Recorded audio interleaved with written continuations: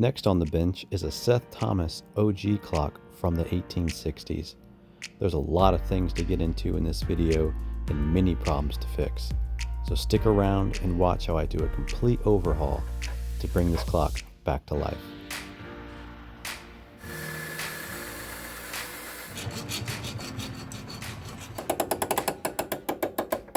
Alright, so let's take a look at what we're dealing with here. On the top of the case, there's these little pulleys, and one's covered by an access door, which I think is a dust cover, and the other side is missing the access door. So later on in the video, I show why having access to these pulleys is extremely helpful. I also noticed that the back of the case needs some work. We've got some nails popping out, and the back of the case won't sit flush. And that's partly because of these eye screws that shouldn't be there. Alright, so let's make our way into the case and take a look at this bob. And from what I can tell, this is the original bob for the clock.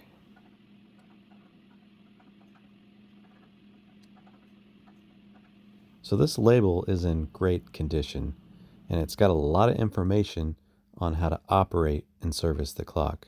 It also says the lightweight on the strike side of the clock, and later on you'll see why this is really good to know.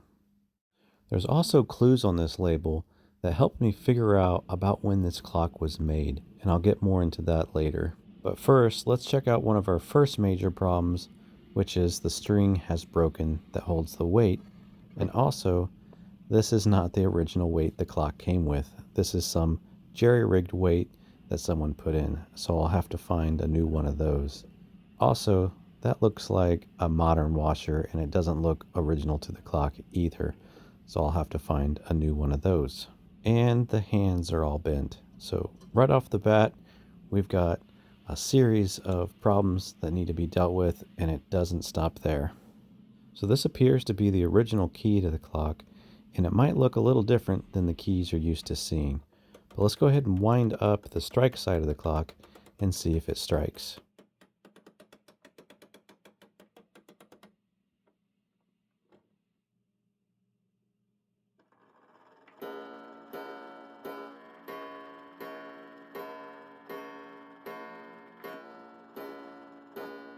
Alright, so that's good news. The clock will strike, but it does sound a little fast to me, and I don't know if that's normal or if there's some problem there, so I'll have to look into that. Alright, so let's keep pushing forward and get this dial off. And when I was looking at the dial, I couldn't tell if it was the original dial or not. It looks really fresh and clean, but it also looks hand painted, so maybe it is the original dial. So if someone's watching this that knows, that has more experience with these clocks, please leave a comment down below what you think.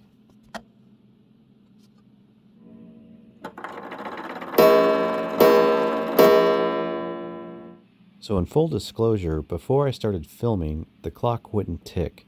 So I went to wind it, and the string just snapped, and the weight came crashing down and made this awful noise.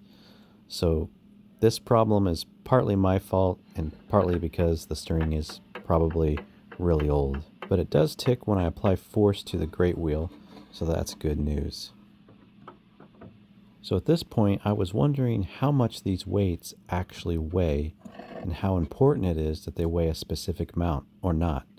And from what I found, they can range anywhere between 2 pounds to 3.5 pounds. So let's see how much they actually weigh.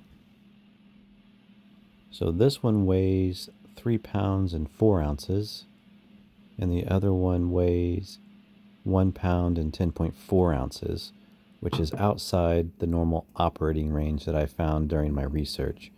So hopefully I can find a new weight for this clock. So now I'm removing the verge, and the verge helps with controlling the release of energy provided by a clock's power source, which can be a spring or in this case a weight. The next problem that I find is the suspension spring is all bent, and that probably happened by someone accidentally pushing up on the pendulum. But let's go ahead and take this off and take a closer look at it.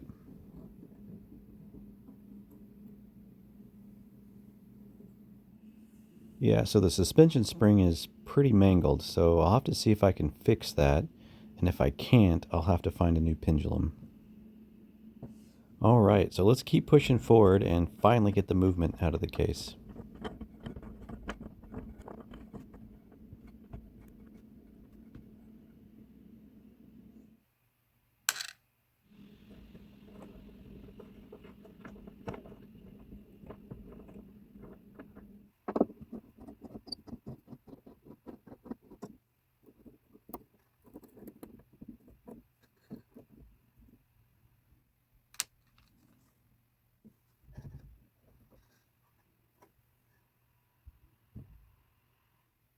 So it was at this point where I realized that having access to these pulleys would really come in handy.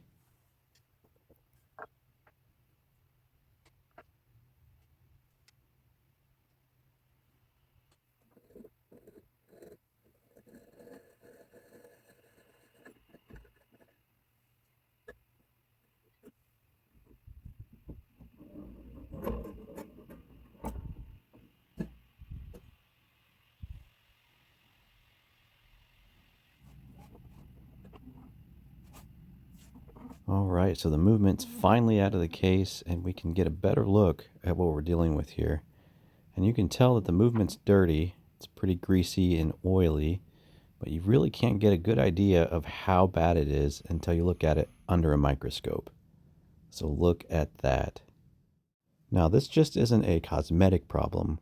What you're looking at here is the combination of oil and dirt, and that makes an abrasive slurry.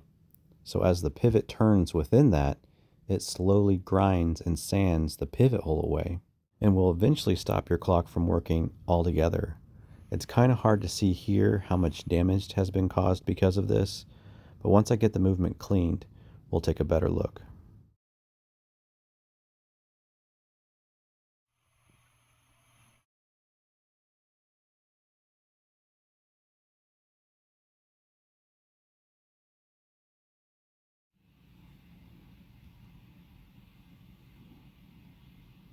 Alright, so now it's time to remove the top plate from the movement, and you'll notice that pins are used instead of screws to hold the movement together. But if you look closely and you know what to look for, this movement will tell you a little bit of a story. And what it's telling me is the fact that pins are used instead of screws, and the movement is stamped with Seth Thomas Plymouth Hollow, Connecticut, instead of Seth Thomas Thomaston, Connecticut, is telling me that this movement was probably made before 1870. Also, around 1870, they started using screws. So that's another clue. So I'm thinking this clock was made before 1870. And the label on the inside of the case is telling me another little story. And that is, prior to 1865, the label would have read Seth Thomas, Plymouth Hollow, Connecticut. And starting in 1865, they changed it to Thomaston, Connecticut, in honor of Seth Thomas, who died in 1859. So the movement is telling me it was made before 1870, and the label on the inside of the case is telling me it was made in 1865 or after. So I'm thinking this clock was made sometime between 1865 and 1870. With all this said, though, I'm not a historian, I'm a software engineer, and I don't work for the Antiques Roadshow, so I might have gotten some of this information wrong. And if you think I did, please leave me a comment down below.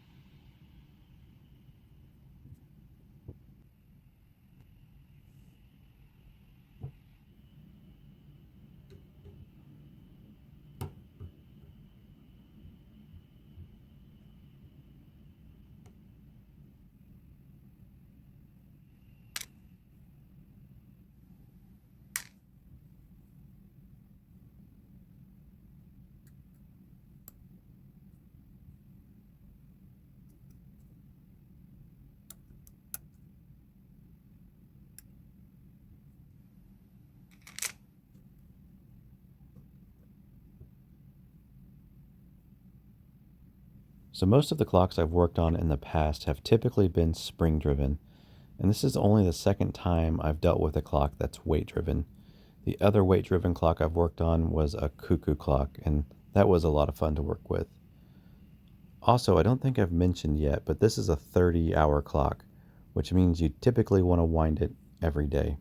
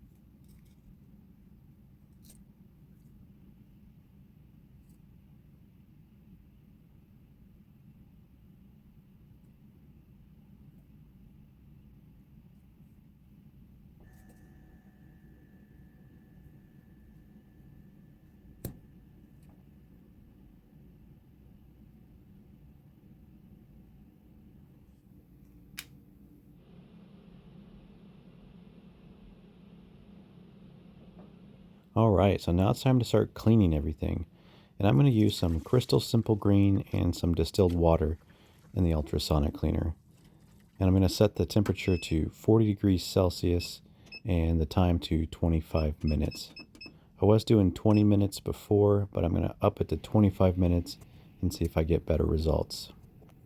So I am aware there are other cleaning solutions to use, but so far I'm pretty happy with the Crystal Simple Green, and I still have a lot of it left, so I'm going to continue using that for now.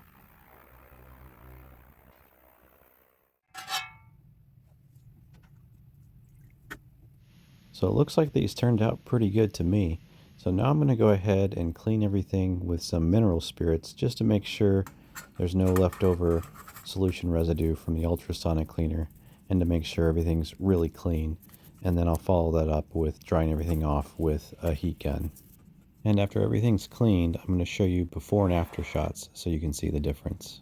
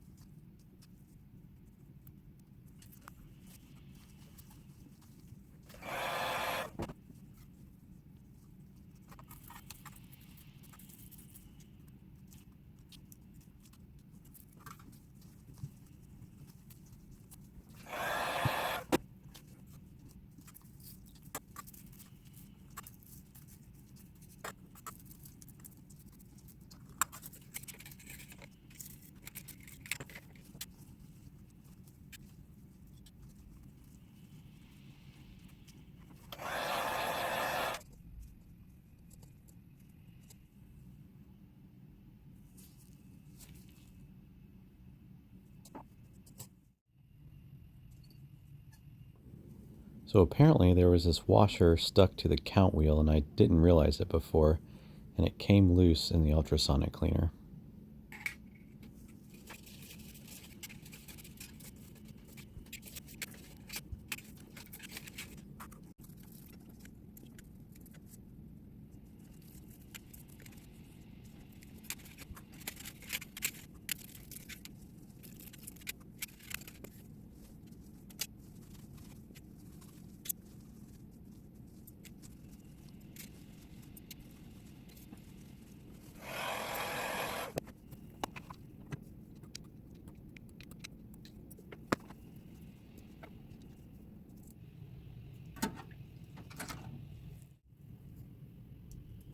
Hey, what's this bubble doing here? There we go.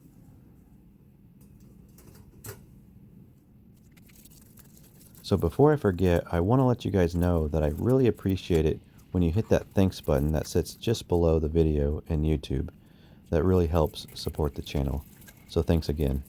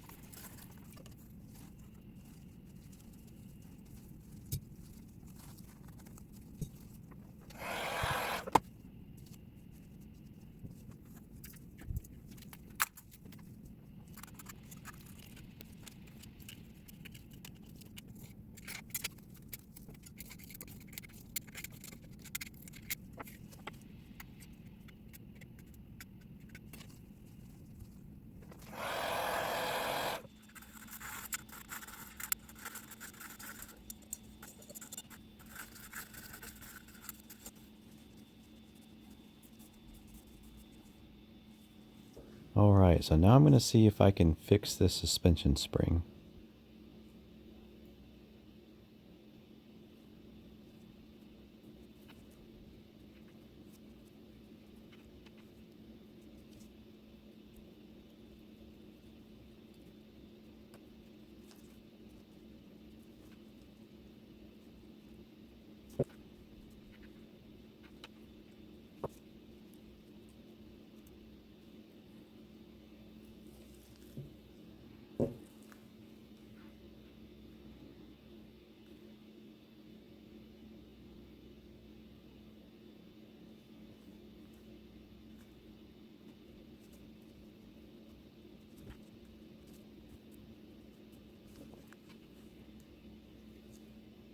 So after a little bit of work, I was able to get this straightened out, so won't need to replace this.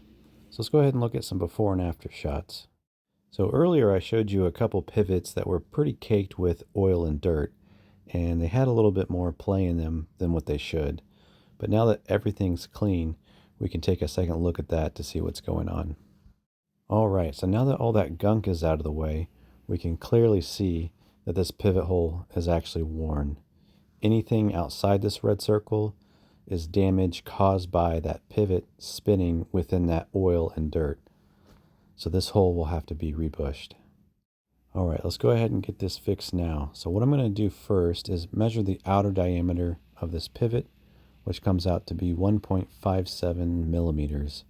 And I have this case of bushings, and there's a couple that might work. One is 1.6 millimeters and the other is 1.7 millimeters.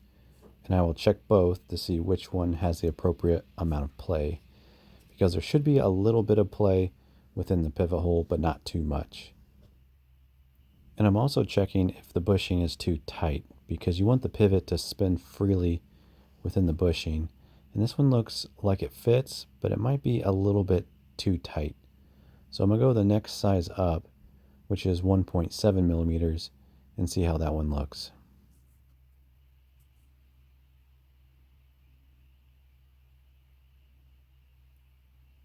Alright, so it looks like this bushing has a little bit of play, but not too much, and it doesn't look too tight. So this is the one I'm going to go with.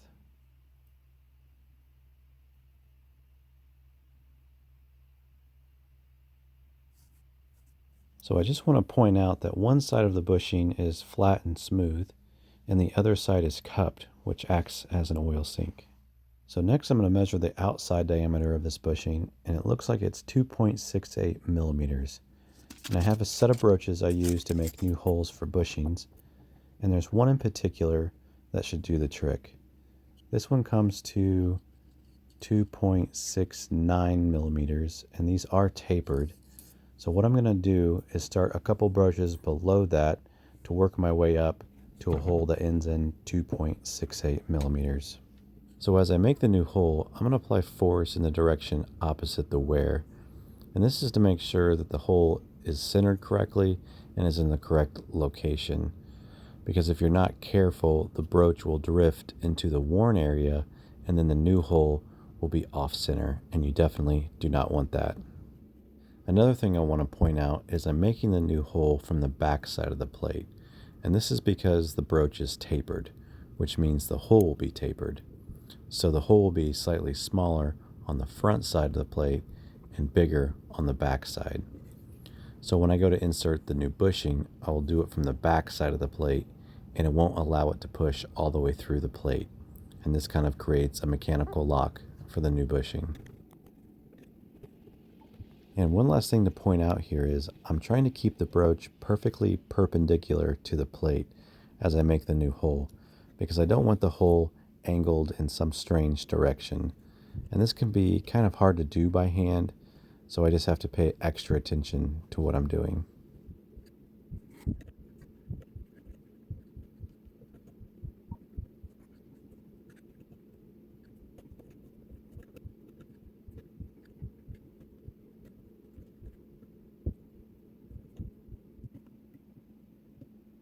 All right, so it looks like I got the new hole centered correctly, so that's good.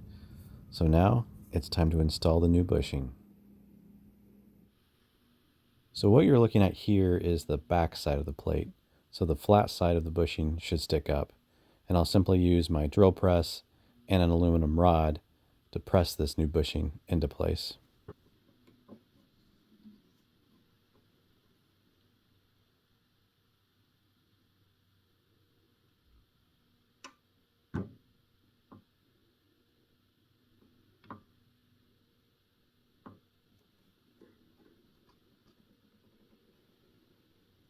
And there we go. That looks pretty good to me.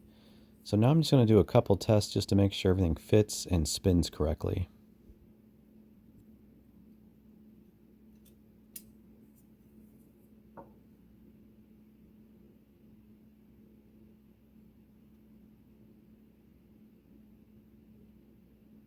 So the wheel should have just a little bit of tilt or play within the new bushing. So that looks good.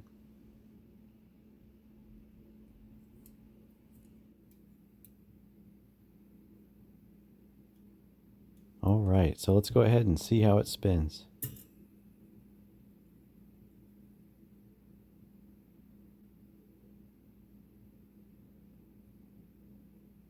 Okay, so this one looks good to go. So let's go ahead and check out this next pivot hole.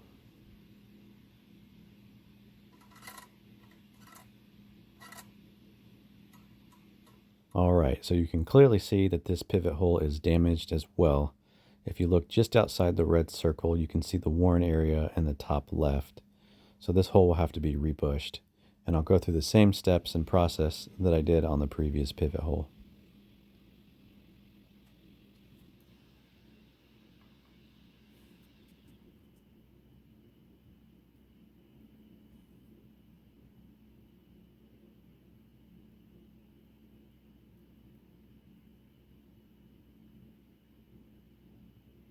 So like I did before, I'm going to try to apply pressure on the broach in the direction opposite of the wear. So you'll see my finger make contact with the broach and push in that direction.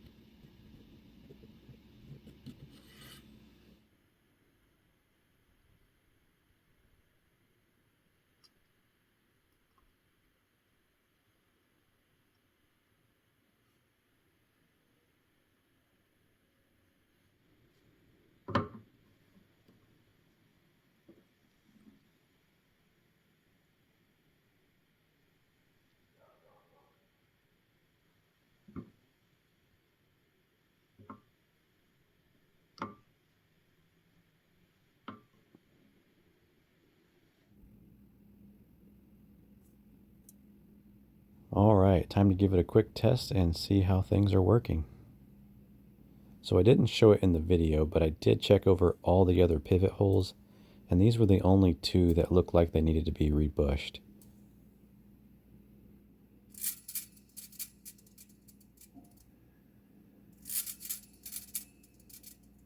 So now it's time to put the movement back together.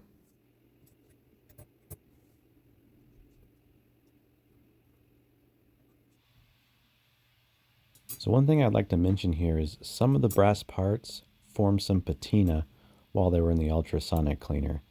So for this wheel, for example, you can see some purples and some blues. And this didn't exist before I started cleaning. So I'm not sure exactly what happened, but I might have the temperature setting set a little bit too high, or I might be going a little bit too long in the ultrasonic cleaner. So this is something I'll have to look into with the next clock I work on. Just in case you're wondering, I decided not to install the new weight cords right now because I didn't want them to get tangled up and in the way when I'm trying to reassemble everything. But later on in the video, I'll install the new weight cords.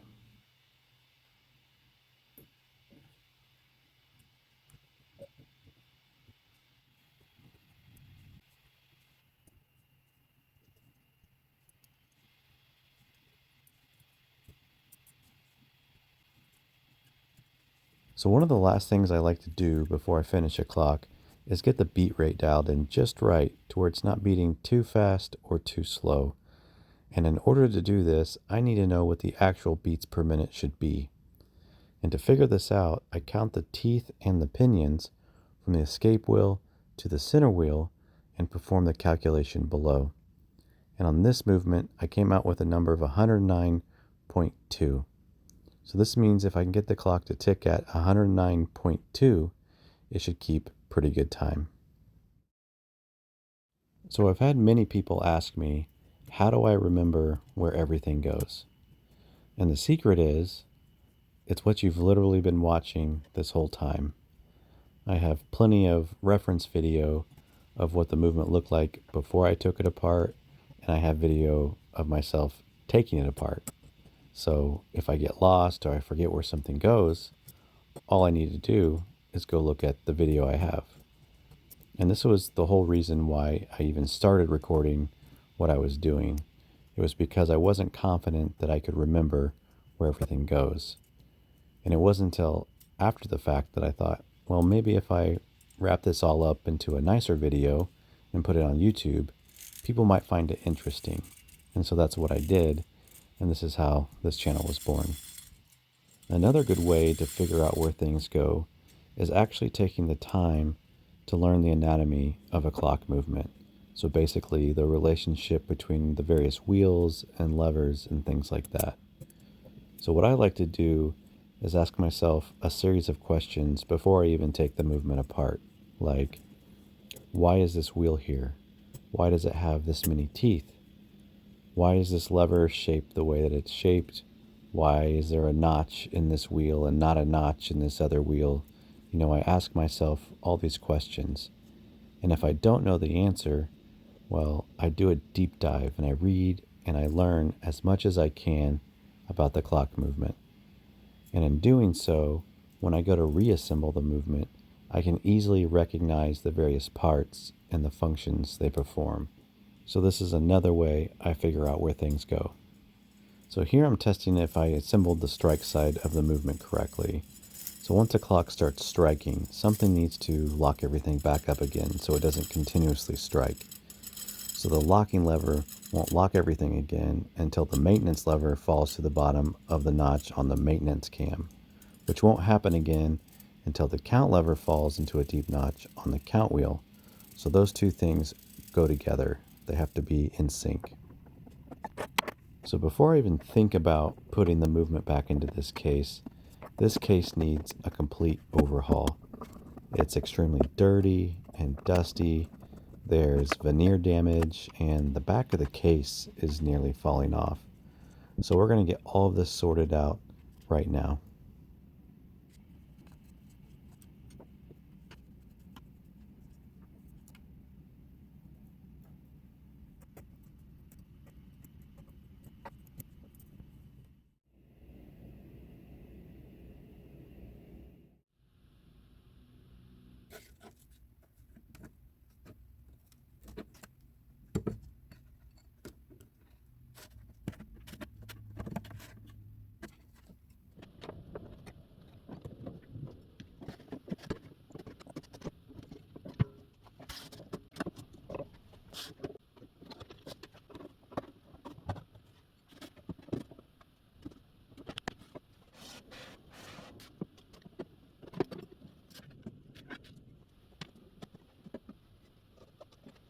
So back when I removed the hands for this clock, I noticed that the washer that was used didn't look original to the clock.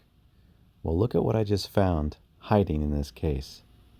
This looks like the original washer for the hands. How cool is that? So there's a few main things I want to take care of with this case.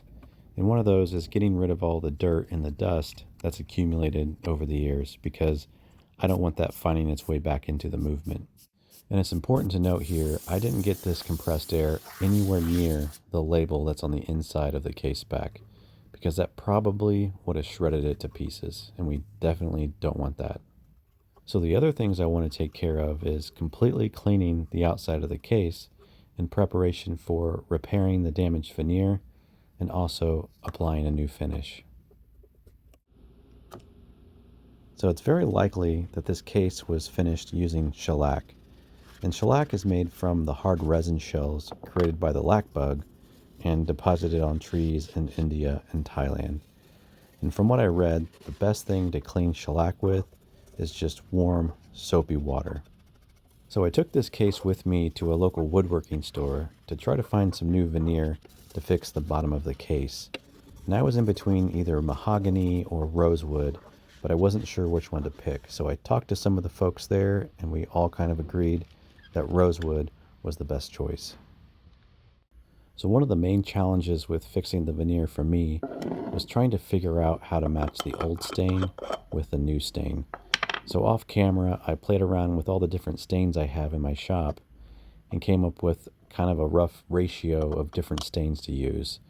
So we're going to try this out and see how it matches with the old stain. So another thing I'd like to mention here is another hobby of mine is actually woodworking, but I've never dealt with veneer before, and I've definitely never tried to fix damaged veneer. So this whole process that you're about to see is the first time I've ever tried to do it. I have tried stain matching a couple other times in the past, but I've always found it kind of difficult because the stain will look one way before it's finished and another way after it's finished. So what I'm about to do is get the stain wet just a little bit, just to simulate what everything's going to look like after the finish is applied. And I think this is going to be a good match, but we'll just have to see. All right, so now I'm going to remove this whole section that contains the damaged veneer, but it's also going to take a little bit of the good veneer with it. So it's going to look a little worse before it gets better. And I decided to do this because I thought it would be a better repair if I just had to replace one bigger piece of veneer versus trying to splice in a few smaller pieces of veneer.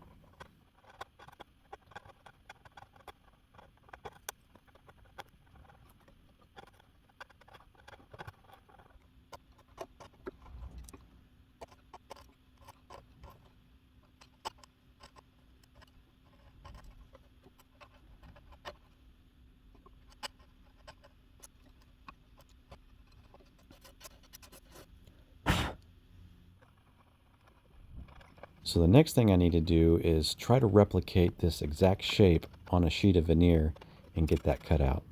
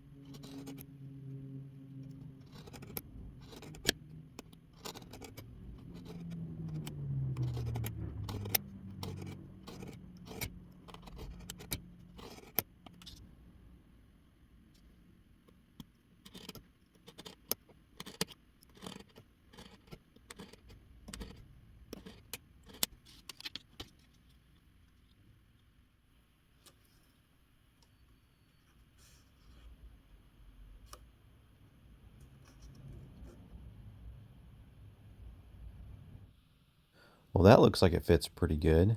So now I'm going to go ahead and prep the area a little bit and add some tape to the surrounding veneer just to make sure I don't get any glue on that. And I'll glue it up and clamp it down.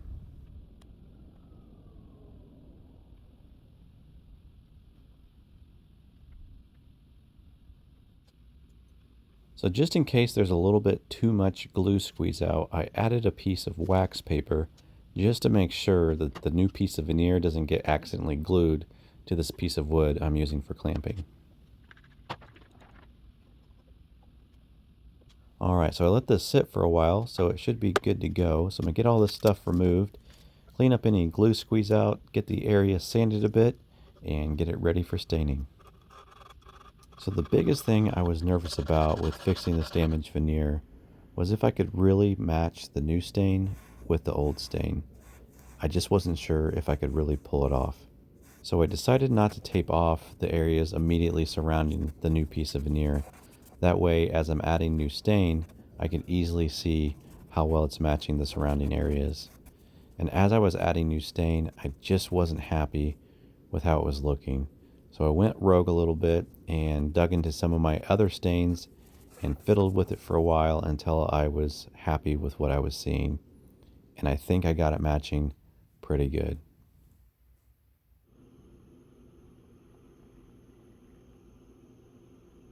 Alright, so now I'm going to add a few new layers of shellac and I'll sand in between coats. And this is what's really going to make the grain pop again and bring it back to life. So what I'm really hoping here is that the finish will look authentic, but completely rejuvenated.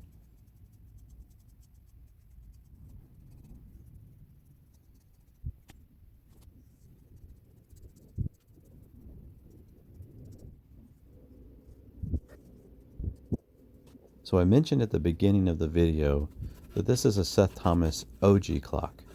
And for Seth Thomas clocks, the term Ogee refers to this curved S-shaped portion of the clock case.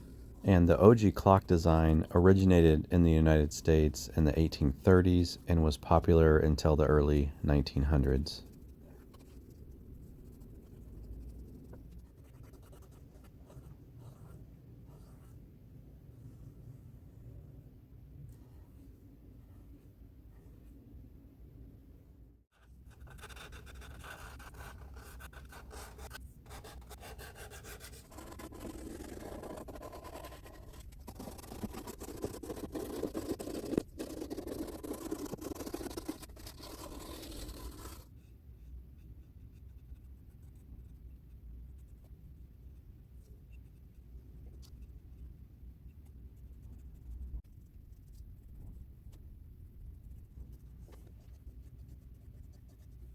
So the next thing to take care of is the door for this case, but I need to get it cleaned first. And I noticed there's all this crud around the perimeter on the glass, and I don't know exactly what it is, but I tried cleaning it off with denatured alcohol and mineral spirits, and it just wouldn't come off. So I decided to use a razor blade to scrape it off, and that did the trick.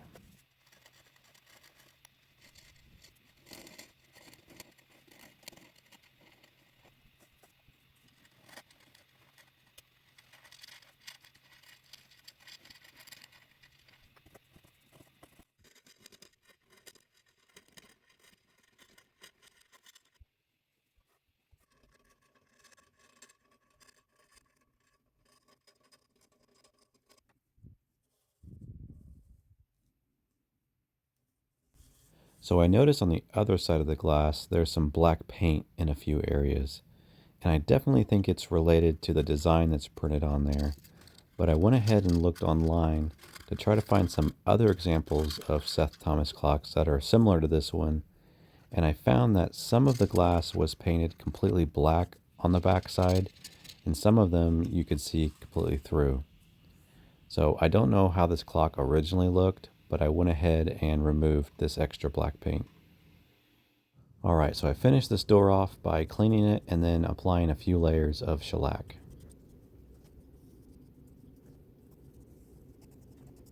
So if you remember earlier, I showed that the top of the case was missing a dust cover for one of the pulleys. So I'm going to go ahead and make a new one of those.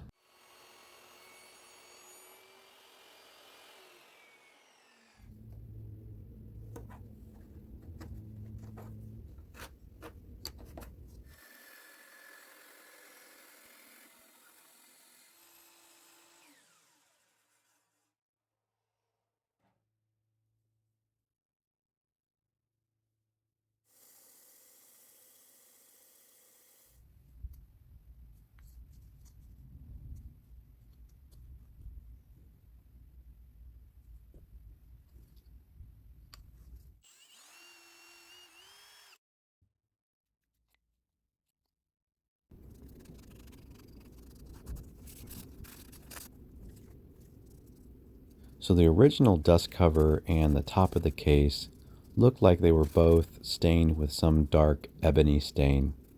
And everything I tried to clean those up and make them look better didn't work.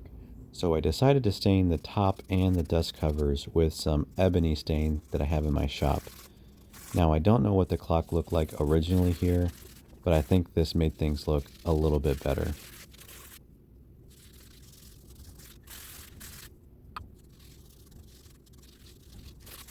Alright, so now it's time to put the case back together.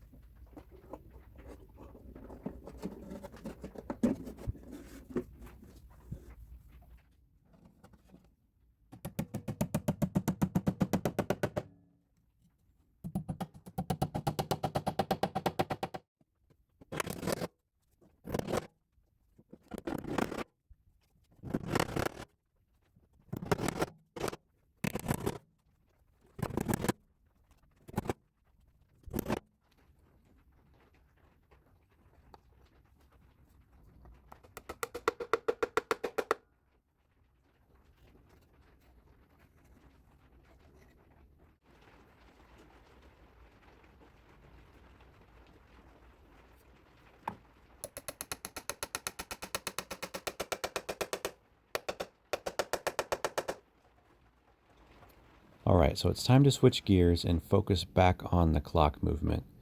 So I found some new cord to use for the weights, and this one has a maximum tension load of 100 pounds, so there's nothing to worry about there. So I cut out two 30-inch cords, and I'm going to tie a simple overhand knot just on one end, and this is the end that will make contact with the great wheels. And there won't be too much tension placed on these knots because the cord is long enough such that when the weight is completely unwound and at its lowest, there will still be a few turns left on the spool on the great wheels.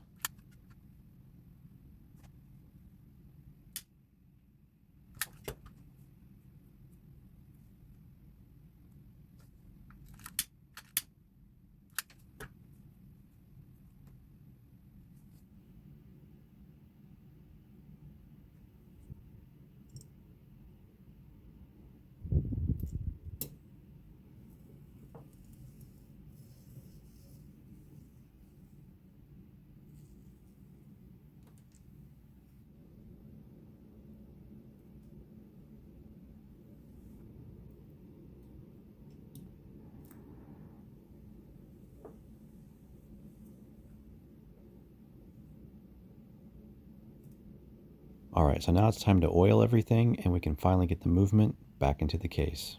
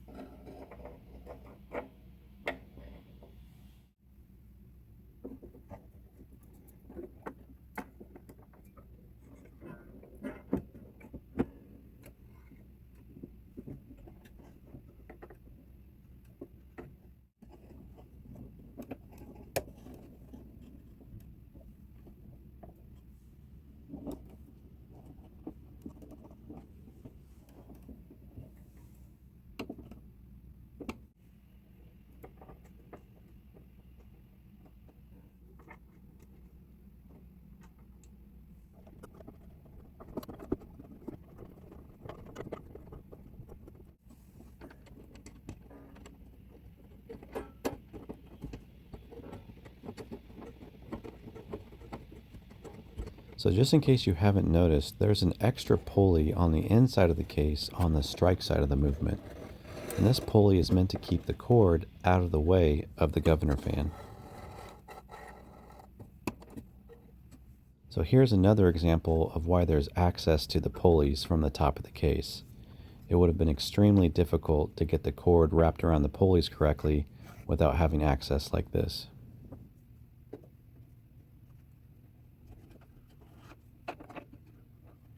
Alright, so now that the movement's back in, it's time to get the door back on the case.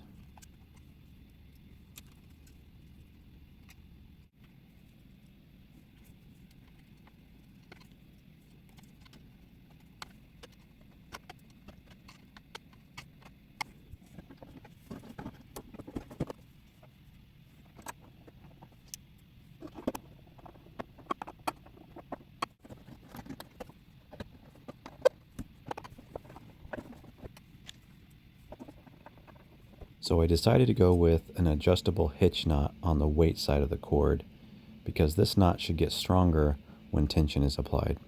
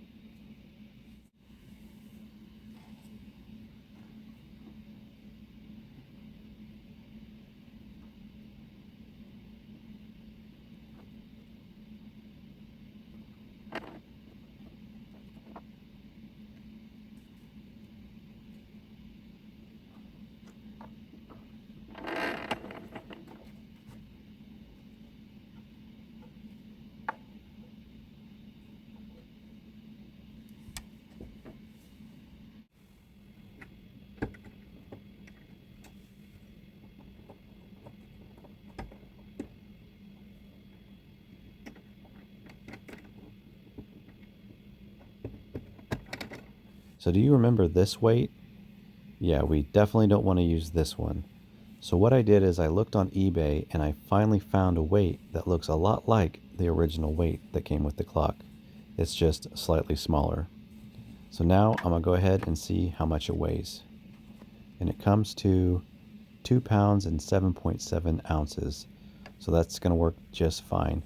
And if you remember, the label says the lightweight on the strike side of the movement. So this new weight that I bought is going to go on the strike side of the movement.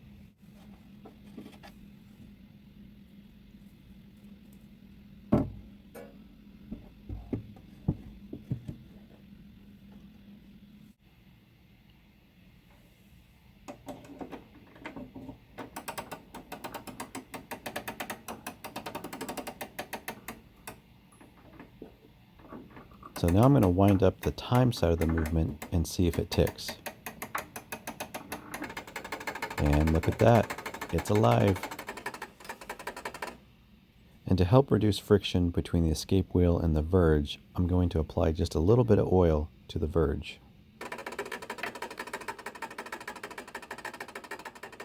Alright, that's enough of that noise. And now I'm going to wind up the strike side of the movement just a little bit and see if it strikes okay.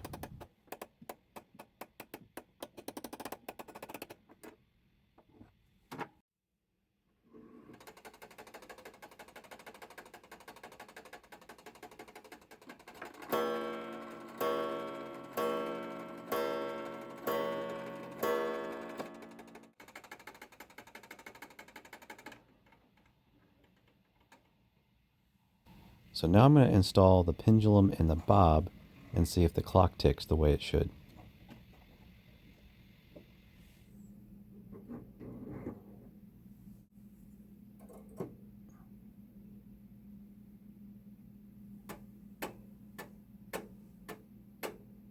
So we're almost done with this clock, but there's still a couple more things that need to be fixed.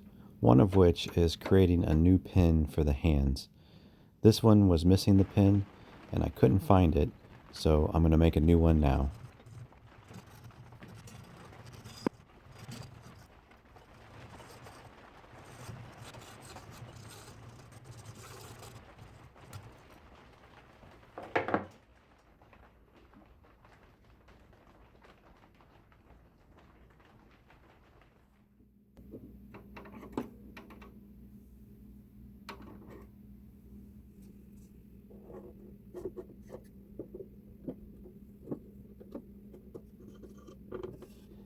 last thing to fix is the minute hand is all bent up. I'm not sure how that happened, but I think I can get it straight again.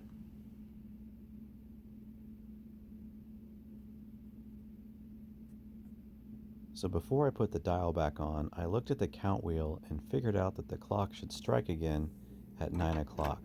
So I'm going to go ahead and put the hands back on at 8 o'clock, and here in a minute we'll test it out.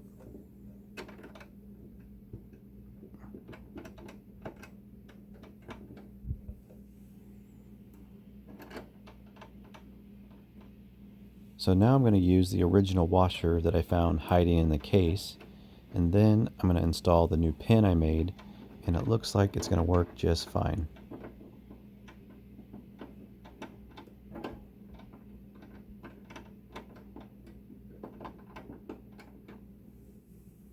Alright, so if I did everything right, it should strike 9 times. So let's see if it works.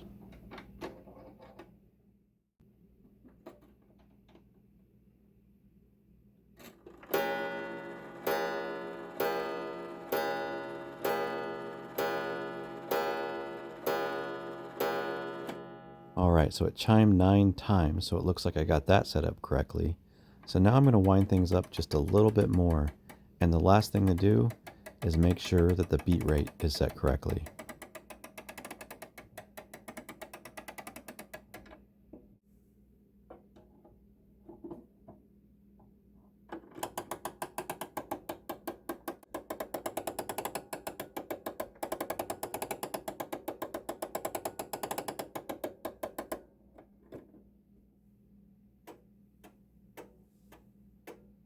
So I use an app that tells me what the actual beats per minute is, which is in the lower left-hand corner. And it's beating a little bit too fast, so I'm going to have to lower the bob. And if you remember, I calculated that it should beat at 109.2. So that's the number that we're looking for.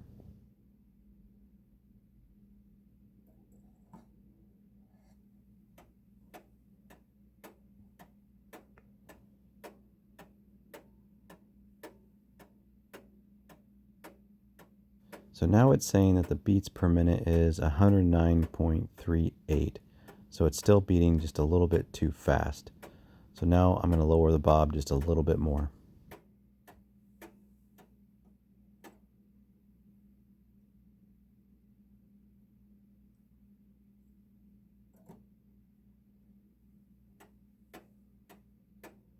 And it looks like that did the trick. It's now beating at 109.19, which rounds up to 109.2.